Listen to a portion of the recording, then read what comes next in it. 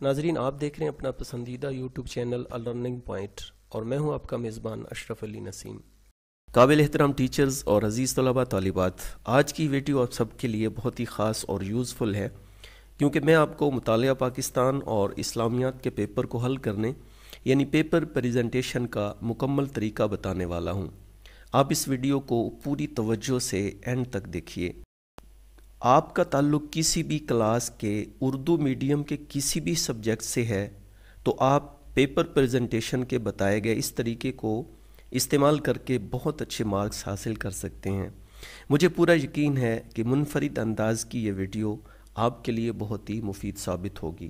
काबिल एहतराम टीचर्स और अज़ीज़ तलबा तालिबात, आइए आज की इस वीडियो का आगाज़ करते हैं। स्क्रीन पर आप जमात नहुम इस्लामियात का सेकेंडरी बोर्ड का सवालिया पर्चा देख रहे हैं। इस्लामियात का ये पर्चा 50 नंबर का होता है, जबकि मुतालिया पाकिस्तान के भी 50 नंबर होते हैं। इस पर्चे में पूछे गए सवालात और उनके नंबर्स की तरतीब मैं आपको मुख्तसरन बता देता हूँ। मारूज़ी तर्ज, इसमें कसीरुल इंतखाबी सवालात यानी MCQs पर मुश्तमिल एक ही सवाल होता है। इसमें 10 अज्जा करना होते हैं और इस सवाल के 10 नंबर्स होते हैं। बोर्ड के इम्तिहान में इस सवाल के जवाबात के लिए बबल शीट इस्तेमाल की जाती है। बबल शीट को इस्तेमाल करने के बारे में एक अलग वीडियो में इंशाअल्लाह मैं आपको तफसील से समझा दूंगा। इंशाइया तर्ज हिस्सा अव्वल में सवाल नंबर 2 मुख्तसर जवाबात का होता है।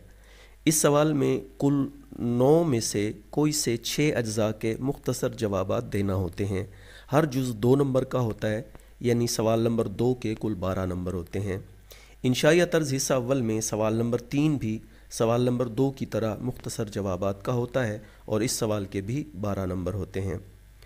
इंशाइया तर्ज हिस्सा दोम सवाल नंबर 4, इस सवाल में 3 आयात कुरानी में से कोई सी 2 आयात का तर्जुमा लिखना होता है।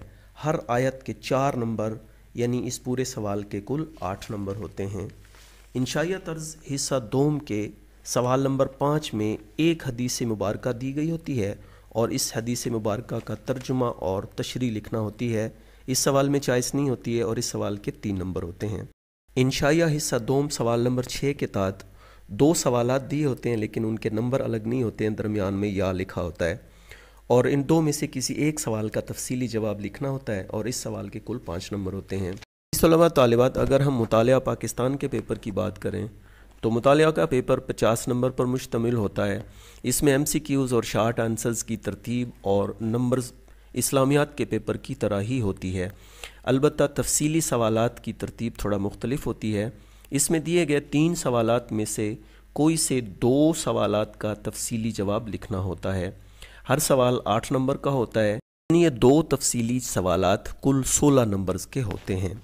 मोअज़्ज़ज़ टीचर्स, आइए अब ये जानते हैं कि पेपर को प्रेजेंट कैसे करना है, यानी जवाबात लिखने का सबसे बेहतरीन और इफ़ेक्टिव तरीक़ाकार क्या है।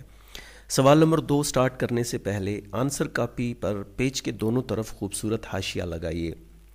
इसके बाद पेज के सेंटर में हिस्सा इंशाइया या इंशाइया तर्ज लिखिए। उसके नीचे पेज के सेंटर में ही हिस्सा अव्वल लिखिए और उसे अंडरलाइन करें। उसके नीचे 1-2 लाइन छोड़कर सवाल नंबर 2 लिखिए और उसे अंडरलाइन करें। याद रहे कि सवाल को अलग लिखें और नंबर को अलग लिखें। उसके नीचे पेज के सेंटर में ही मुख्तसर जवाबात लिखें और उसे अंडरलाइन करें। यहाँ पे भी एक बात याद रखें कि मुख्तसर जवाबात लिखना है, ना कि मुख्तसर सवालात। उसके नीचे पेज के सेंटर में ही उस जुज़्व का नंबर लिखें जिसका जवाब लिखना चाह रहे हैं और उसे अंडरलाइन कर दीजिए। उसके नीचे पेज के सेंटर में ही पूछे गए सवाल के मुताबिक हेडिंग लिखें और उसे अंडरलाइन करें। उसके नीचे हेडिंग और जवाब का रब्त बनाने के लिए तमहीदी जुमला या रब्त का जुमला लिखें, जैसे अल्लाह ताला ने जंग अहज़ाब के मौका पर 3 तरीक़ों से मुसलमानों की मदद की, और ये जुमला मेन हाशिए के साथ से ही शुरू करें। तमहीदी जुमले के नीचे पूछे गए सवाल का जवाब दीजिए।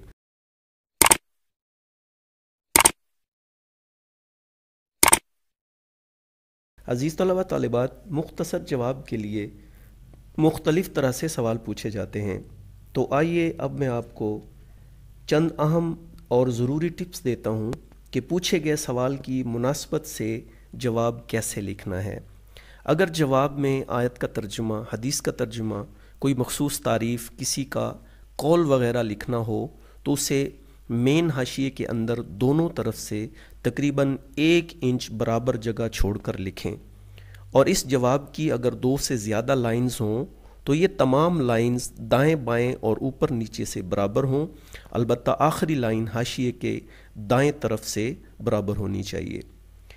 جواب میں اگر نکات یعنی پوائنٹس لکھنا ہو تو پہلے تمہیدی جملہ مثلا جہاد کی اقسام درج ذیل ہیں، اور اس کے بعد جواب میں جتنے نکات اور پوائنٹس ہوں گے ان کو اوپر نیچے نمبرز دے کر لکھنا ہے۔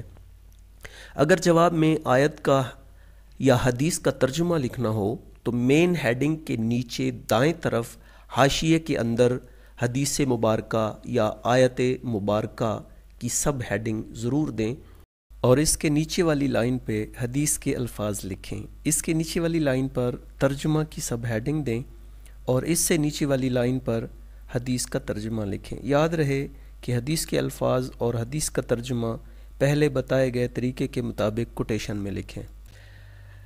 اگر مختصر جواب میں سب ہیڈنگز دینا ہو تو دائیں حاشیہ کے بالکل ساتھ سے شروع کریں اور اس کی تفصیل نیچے والی لائن میں دائیں طرف سے تقریباً 1 انچ جگہ چھوڑ کر لکھنا شروع کریں۔ مختصر جواب میں اگر الفاظ کے معنی لکھنا ہو تو ہیڈنگ کے نیچے پوچھے گئے الفاظ کی تعداد کے مطابق لائنز گن کر پیج کے سنٹر میں ایک بڑی لائن لگائیں، اور ایک ہی کالم میں اوپر نیچے الفاظ کو لکھیے اور سامنے دوسرے کالم میں ان کے معنی لکھیے۔ یاد رہے کہ الفاظ معنی کے لیے صرف 2 ہی کالم بنائیں، 4 نہیں۔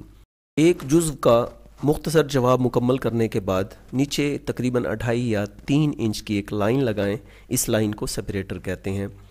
مطلوبہ اجزاء کے جوابات لکھنے کے بعد یعنی جب سوال نمبر 2 مکمل ہو جائے تو اس کے نیچے تقریباً 5 انچ کی ایک لائن لگائیں جسے اینڈنگ لائن کہتے ہیں۔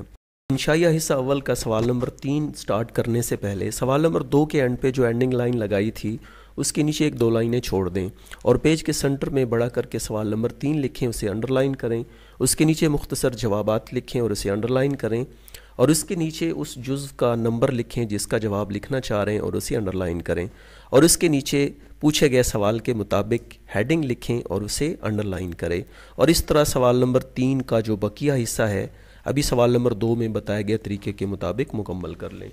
اس کے بعد انشائیہ حصہ دوم شروع کرتے ہیں۔ تو سب سے پہلے پیج کے سنٹر میں بڑا کر کے حصہ دوم لکھیں اور اسے انڈر لائن کریں، اس کے نیچے سوال نمبر 4 لکھیں، اسے انڈر لائن کریں، اس کے نیچے آیات کا ترجمہ لکھیں اور اسے انڈر لائن کریں، اس کے نیچے آیت الف بے یا جیم لکھیں اور اسے انڈر لائن کریں۔ یاد رہے کہ یہاں پر آیت نمبر نہیں لکھنا، آیت الف بے یا جیم لکھنا ہے۔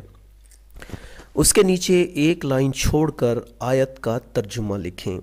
آیت کا ترجمہ آپ نے کوٹیشن کی صورت میں لکھنا ہے، یعنی مین حاشیہ کے اندر دونوں طرف سے 1 انچ جگہ چھوڑ کر لکھنا ہے۔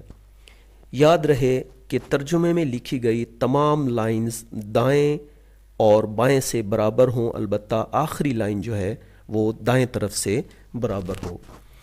آیت الف یا بے کا ترجمہ لکھنے کے بعد نیچے سپریٹر لائن لگائیے، 1-2 لائن چھوڑ کر پھر آپ ہیڈنگ دیں آیت بے یا جیم اور اس کو انڈر لائن کریں، اور اس کے بعد آیت الف کے مطابق ترجمہ لکھیں۔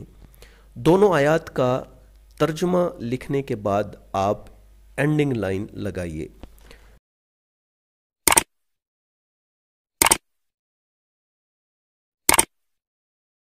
بعد انشائیہ حصہ دوم میں سوال نمبر 5 ہے۔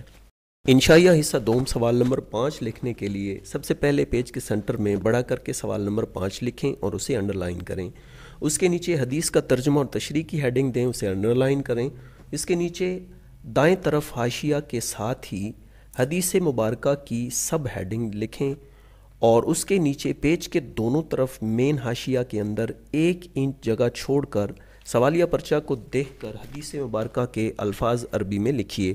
اگر ایک لائن میں حدیث مبارکہ کے الفاظ مکمل نہ ہوں تو نیچے والی 1 لائن یا 2 لائن بھی مین حاشیے سے اندر کی طرف دائیں بائیں سے برابر ہوں، یعنی سینٹر میں لکھی ہونی چاہیے، اور اس کے نیچے دائیں طرف ترجمہ کی سب ہیڈنگ دیں۔ اس کے نیچے بتائے گئے طریقے کے مطابق واوین لگا کر انورٹڈ کوماز لگا کر آیت حدیث کا ترجمہ لکھیں۔ اس کے نیچے پیج کے دائیں طرف حدیث کی تشریح کی سب ہیڈنگ دیں، اور اس کے نیچے والی لائن میں حاشیہ سے اندر 1 انچ جگہ چھوڑ کر لکھنا شروع کریں۔ بہتر ہے کہ سب ہیڈنگز دے کر تشریح لکھیں۔ اگر ہیڈنگ نہ لکھنا ہو تو مختلف پیراگرافز میں تقسیم کر کے لکھیں، یعنی ایک یا ایک سے زیادہ صفحات کا ایک ہی پیراگراف نہ لکھیں۔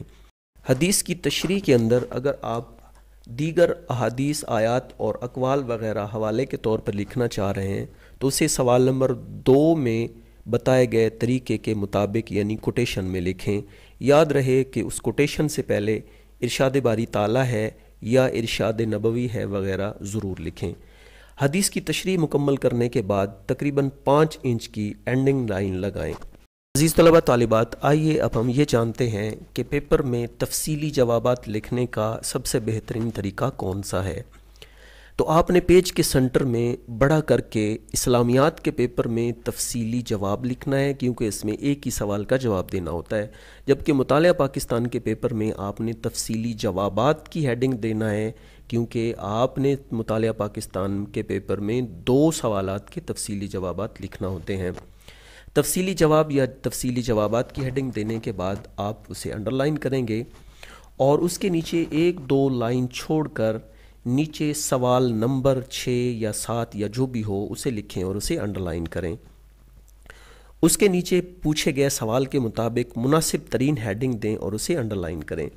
بہتر یہ ہے کہ پہلے پوچھے گئے ٹاپک کا مختصر سا تعریف یا اس کا مفہوم وغیرہ لکھیں۔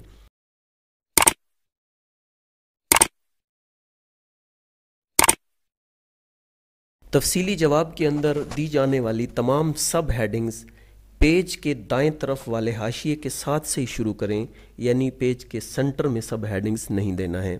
سب ہیڈنگز کے نیچے والی لائن مین حاشیے کے ساتھ یعنی دائیں طرف والے مین حاشیے کے اندر 1 انچ جگہ چھوڑ کر لکھنا سٹارٹ کریں۔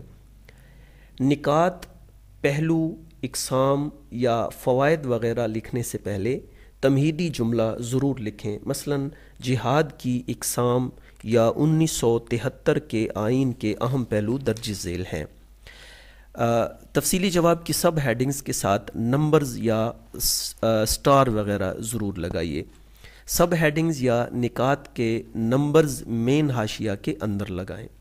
جواب میں اگر حوالہ جاتی آیت حدیث کسی کا قول لکھنا ہو تو اسے کوٹیشن کی صورت میں پہلے جو طریقہ بتایا گیا ہے اس کے مطابق لکھیں، اور اس سے پہلے اس کا ریفرنس بھی ضرور لکھیں، یعنی اگر آپ تفصیلی جواب میں آیت کریمہ یا حدیث مبارکہ کا حوالہ لکھنا چاہ رہے ہیں تو اس آیت کے ترجمہ سے پہلے ارشاد باری تعالیٰ ضرور لکھیں۔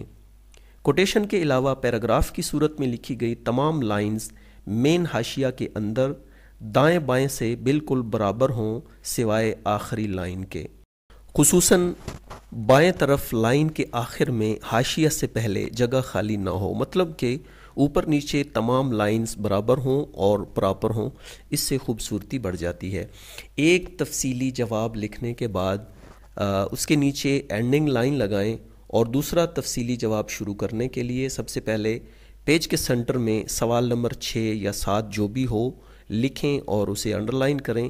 اس کے نیچے پوچھے گئے سوال کے مطابق مناسب ترین ہیڈنگ دیں، اسے انڈر لائن کریں، اور اس کے نیچے بقیہ جواب ابھی جو اس تفصیلی جواب لکھنے کا پہلے طریقہ بتایا جا چکا ہے اس کے مطابق جواب مکمل کریں۔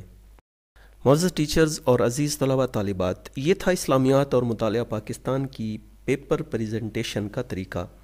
آپ اس طریقہ کے مطابق مکمل پیپر حل کریں اور یقیناً آپ کو اپنا یہ لکھا ہوا پیپر خوبصورت، امپریسو اور نمایاں نظر آئے گا۔ اگر ویڈیو پسند آئی ہے تو اسے لائک اور شیئر کرنا آپ کا اخلاقی فرض بنتا ہے۔ اپنے میزبان اشرف علی نسیم کو اجازت دیجیے، اگلی ویڈیو میں انشاءاللہ پھر ملاقات ہوگی۔ السلام علیکم ورحمۃ اللہ وبرکاتہ۔